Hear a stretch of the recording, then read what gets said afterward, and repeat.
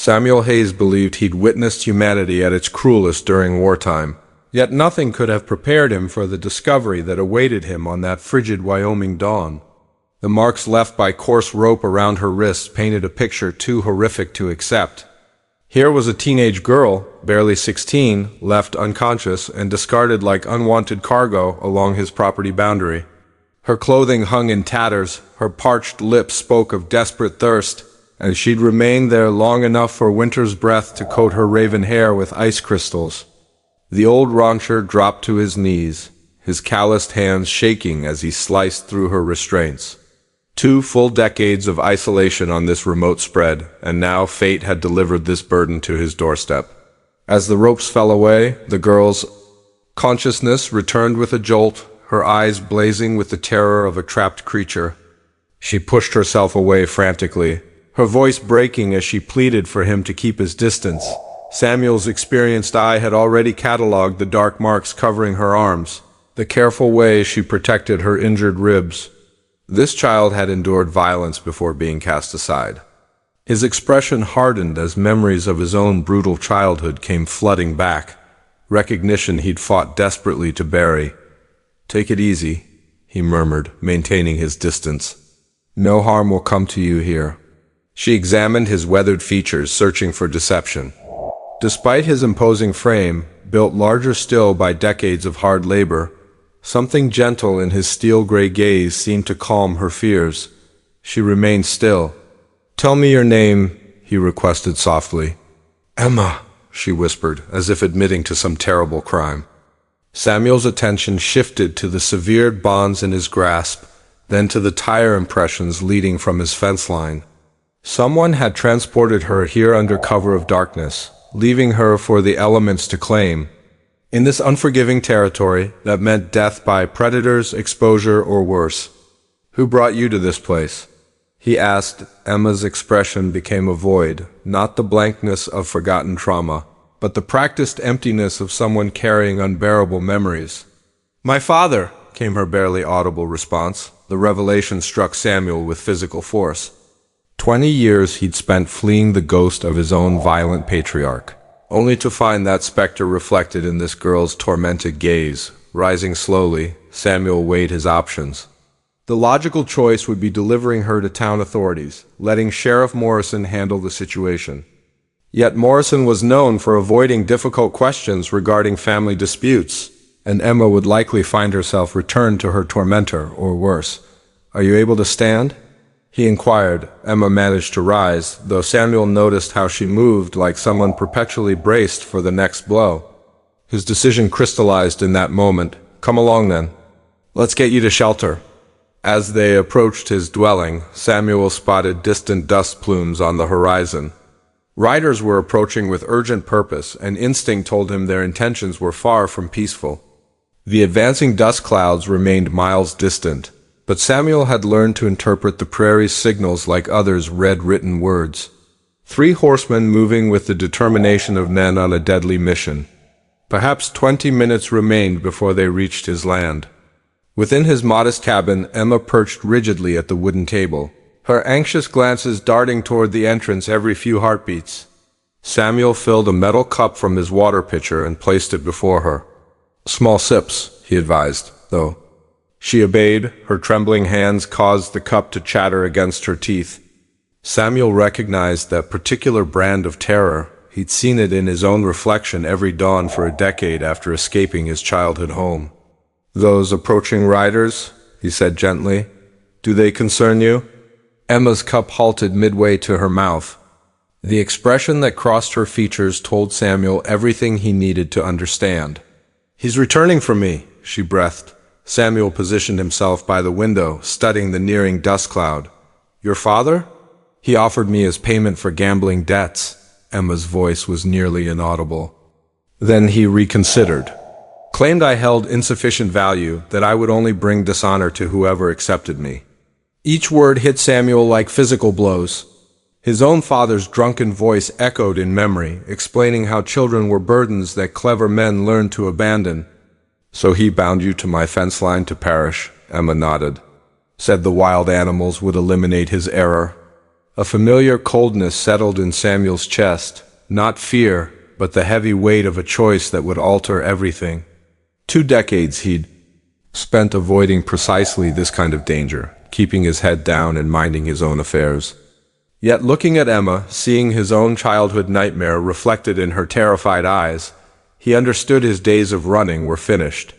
"Well," he said, checking his rifle mounted above the hearth, "seems your father made a serious miscalculation." Emma shot to her feet so quickly her chair crashed backward. "You can't comprehend the danger. He's not alone. He owes money to ruthless men who'll be riding with him." Samuel turned from his window. How ruthless. The kind who torch homesteads and ask no questions afterward. The dust cloud had drawn nearer. Samuel could distinguish individual riders now, 3 men riding hard, one trailing a rope that dragged something behind his mount. Samuel's blood turned to ice. It was a deliberate message directed at him. They'd slaughtered his livestock, hauling the carcass as a warning. "They want you to understand the consequences of interference," Emma said. Reading his expression perfectly, Samuel approached his gun cabinet and retrieved his Winchester. 20 years of tranquility on this ranch, now ending because he couldn't abandon a child in peril. Yet, as he loaded the weapon, Samuel discovered something that genuinely surprised him. For the first time in 20 years, he felt authentically himself again. "Emma," he said, his voice steady as stone, "do you know how to handle firearms?" She shook her head. "Then today you'll learn." The 3 horsemen halted just beyond accurate rifle range, close enough for Samuel to study their faces, distant enough to avoid his bullets. Experienced men, skilled in this type of work. The central figure was stocky, with graying hair and clothing that reeked of countless saloons. That had to be Emma's father. His companions were younger, harder, possessing the cold stare of professional killers. "Hayes!" the older man bellowed. "I know you've got my girl in there." Samuel emerged onto his porch, Winchester ready. Emma had positioned herself at the rear window with his old Colt revolver, her hands steadier now that action replaced helpless terror. "She's no longer your daughter," Samuel called back. "You surrendered that claim when you tied her to my fence." The man's laughter was harsh and ugly. That worthless girl belongs to me until I decide otherwise. Hand her over and we'll ride away peacefully." Samuel felt his trigger finger tense, but forced himself to remain controlled. These weren't random drifters. They carried themselves with the confidence of men backed by genuine power. "Who's paying your wages?" Samuel demanded, one of the younger. Men responded, "Marcus Devlin sends his compliments." Samuel's blood transformed to ice water. Every rancher within 100 miles knew that name. Devlin controlled half the territory through intimidation and the other half through violence. If Emma's father owed Devlin money, this situation had escalated far beyond a simple runaway case. "Devlin wants his property returned," the gunman continued. "The girl served as collateral for a debt. Her daddy here chose to destroy the merchandise rather than settle his account." Emma's father shifted uncomfortably in his saddle. She wasn't worth what he demanded. Damaged merchandise. "That determination belongs to Mr. Devlin," the gunman replied coldly. "But he's prepared to be reasonable. Surrender the girl and Hayes keeps his ranch. Hell, he even keeps breathing." Samuel glanced back toward the cabin window where Emma waited. 16 years old, and these men discussed her like livestock. Collateral, property, damaged goods, identical words his own father had employed. "And if I refuse?" Samuel asked. The lead gunman smiled without warmth. "Then we take the girl regardless, and you become another cautionary tale about what happens to folks who meddle in Mr. Devlin's affairs." Samuel studied the dead cattle they'd dragged to his fence line. The message couldn't be clearer. Devlin possessed resources, manpower, and a reputation that had kept this territory submissive for 5 years. Yet, as Samuel observed those 3 riders, he realized something crucial. They stood here negotiating instead of shooting. That meant Devlin preferred avoiding trouble, at least temporarily. "I need time to consider," Samuel called out. "You have 1 hour," the gunman replied. "Then we come calling, and politeness won't be part of the conversation." As the riders withdrew to wait, Samuel sensed Emma's presence behind him. "There's something more," she whispered. "Something I haven't told you about Devlin." Samuel turned, and the look in her eyes warned him everything was about to become infinitely worse. Samuel secured the cabin door behind them, his thoughts spinning. Whatever Emma was preparing to reveal, she clearly didn't want those men outside overhearing it. "Devlin isn't simply collecting a debt," Emma said, her voice barely rising above a whisper. "He's my biological father." The revelation struck Samuel like a physical assault. He collapsed into his chair, struggling to process what she'd just disclosed. "The man outside? The one who bound you to the fence?" "My stepfather, Thomas Garrett. He married my mother when I was young, after ... His voice fractured. "After Devlin cast us out." Samuel felt the pieces forming a picture he didn't want to see. "Devlin abandoned you and your mother." "Worse. When I turned 16 last month, he decided he wanted me back, not as a daughter." Emma's hands clenched into fists. "Thomas owed Devlin money from gambling. Devlin offered to forgive the debt in exchange for me." Samuel's jaw tightened. He'd encountered men like Devlin during the war, powerful individuals who claimed whatever they desired and called it business. But Thomas became frightened, Emma continued. He said if Devlin discovered what kind of man he truly was, what he'd been doing to me all these years, Devlin would kill him for damaging his property. The room fell silent as death. Samuel now understood the haunted look in Emma's eyes, her instinctive flinching at sudden movements. Thomas Garrett wasn't merely a coward who'd abandoned a child. He was a monster who'd been abusing her for years. "So, rather than face Devlin's wrath, he chose to let you die." Emma nodded. "Make it appear I'd run away and been killed by wolves. Then he could tell Devlin I was already dead when the debt came due." Samuel moved to the window. The three riders remained in position, but now he viewed the situation differently. This wasn't simply about protecting Emma from her stepfather.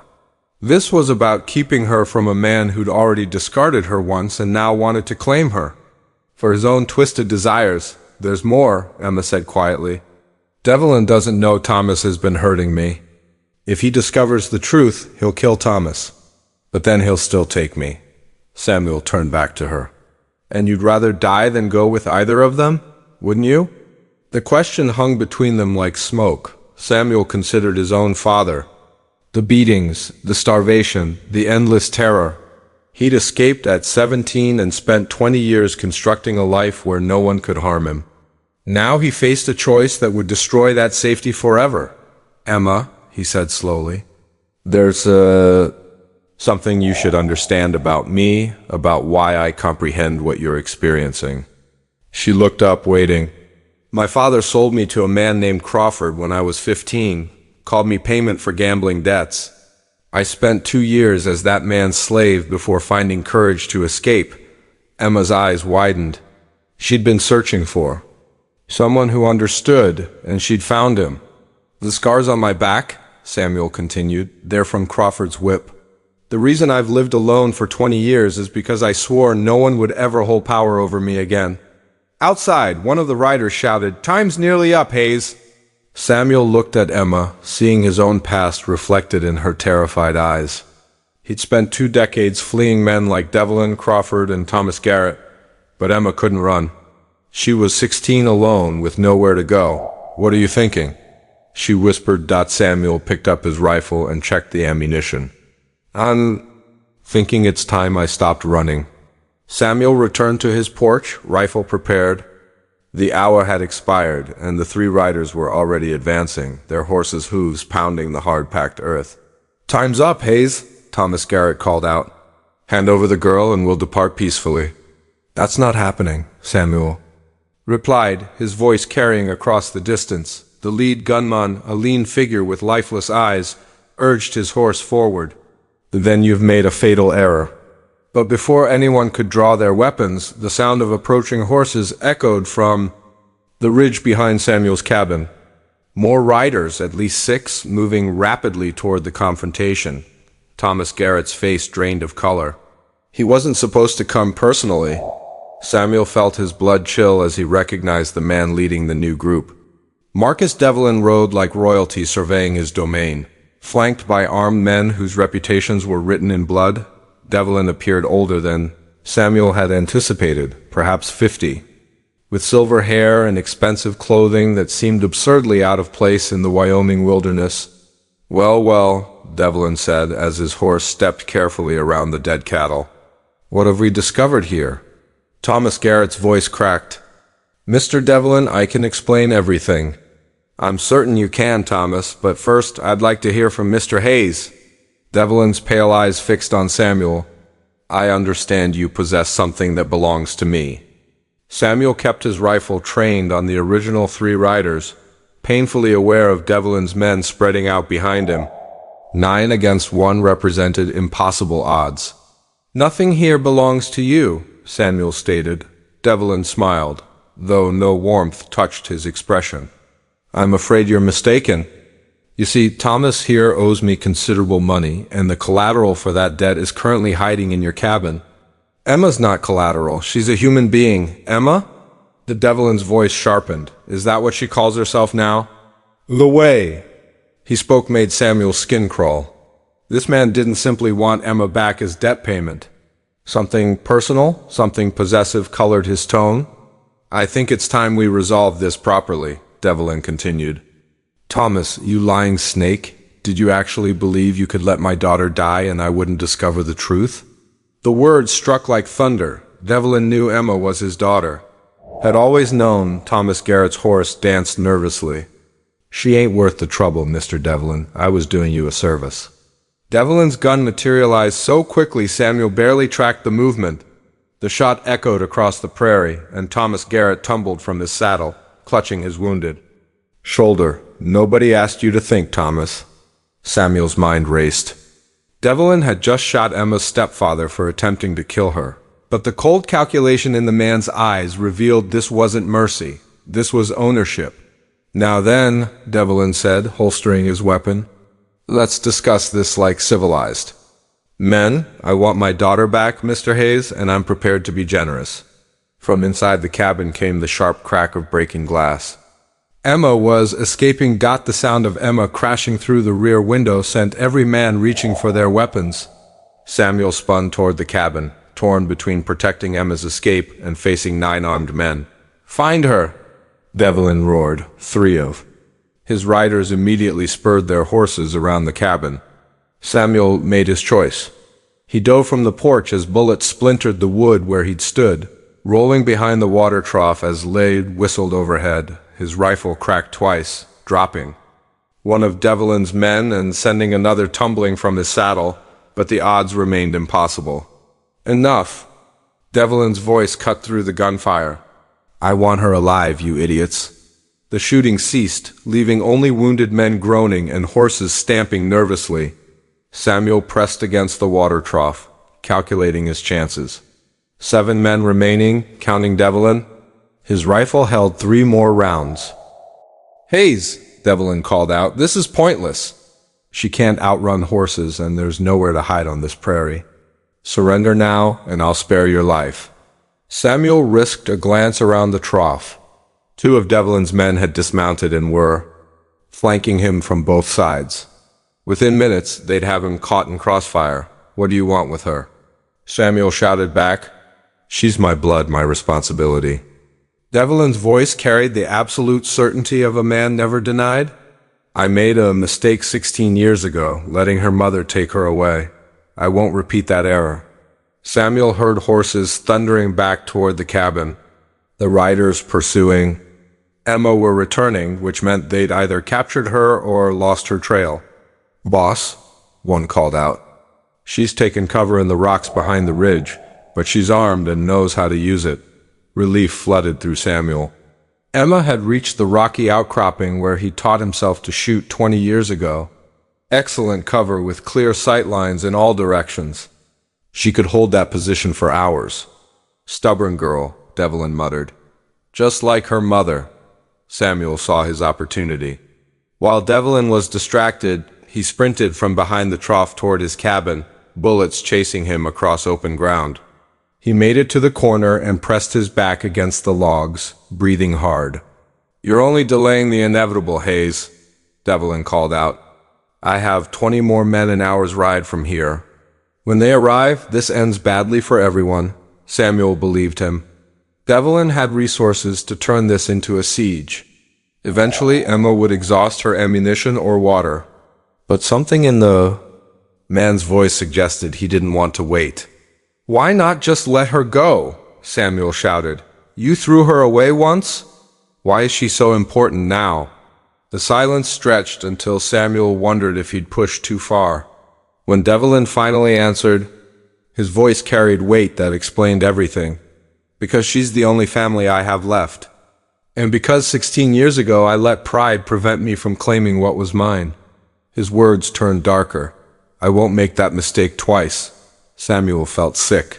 This wasn't about debt or business. This was about a man who'd spent 16 years, regretting his choice to abandon his daughter, and now wanted to own her completely. From the rocks behind the ridge, Emma's rifle cracked once. A man cursed it, and Samuel heard the distinctive sound of someone hitting the ground hard. 8 men left. But as Samuel peered around the cabin corner, he saw Devlin retrieving something from his saddlebags that made his blood run cold. Dynamite. "Last chance, Hayes," Devlin called out. "Convince her to come down, or I'll blast those rocks apart with her in the—" Samuel watched Devlin prepare the explosive with steady hands, each movement precise and practiced. This wasn't a bluff. The man would destroy Emma rather than lose her again. "You have 1 minute to talk sense into her, Hayes," Devlin called out, lighting the fuse. "Then I solve this problem permanently." Samuel made the hardest decision of his life. He stepped out from behind the cabin, hands raised, his rifle on the ground. "Emma!" he shouted toward the rocks. "Come down." From her position, Emma's voice rang clear and defiant. "I'd rather die up here." "No," Samuel's voice cracked with desperation. "Listen to me, there's another way." The fuse on Devlin's dynamite burned steadily, maybe 30 seconds remaining. Samuel's mind raced through every possibility, every angle, every chance of saving the girl who'd reminded him what it meant to protect someone weaker than yourself. Then he saw it. The one thing Devlin hadn't considered. "Devlin!" Samuel called out. "You throw that dynamite and you'll never know the truth about what Thomas did to her." The fuse continued burning, but Devlin's eyes sharpened. "What truth? Why do you think Thomas was so eager to dispose of her? What do you think he's been doing to your daughter for the past 6 years? Samuel saw understanding dawn in Devlin's face, followed by something resembling genuine horror. The man's hand moved toward the dynamite, but he was too late to stop. The fuse, time slowed. Samuel sprinted toward Devlin, diving at him just as he tried to throw the dynamite safely away from the rocks. They collided in a tangle of limbs, the lit stick flying from Devlin's grasp. The explosion shook the earth, but it detonated harmlessly in the open prairie, sending dirt and debris raining down on everyone. When the dust settled, Samuel found himself staring down the barrel of Devlin's Colt, but the man's eyes weren't on him anymore. They were fixed on Thomas Garrett, who was crawling away through the dirt, clutching his wounded shoulder. "Thomas," Devlin said, his voice deadly quiet. "Come here." What followed was swift and brutal. Thomas Garrett died knowing exactly why, and Devlin's remaining men watched their boss execute a man in cold blood without flinching. But when it was over, Devlin surprised everyone. He looked up toward the rocks where Emma waited and called out in a voice Samuel barely recognized, "Emma, I'm sorry." The words carried across the prairie like a prayer. "I'm not coming down," Emma shouted back. "I know," Devlin replied. "And I'm not asking you to." He mounted his horse and gathered his reins, looking older than he had an hour ago. "Hayes," he said quietly, "she's not safe as long as I'm alive. Men like me don't change." He paused. "But men like you do." He reached into his coat and pulled out a thick envelope, tossing it to Samuel. "There's enough money there to take her far from here. Start over somewhere I'll never find you." "Why?" Samuel asked. Devlin looked toward the rocks one last time. "Because 16 years ago I failed to be her father. Today you succeeded."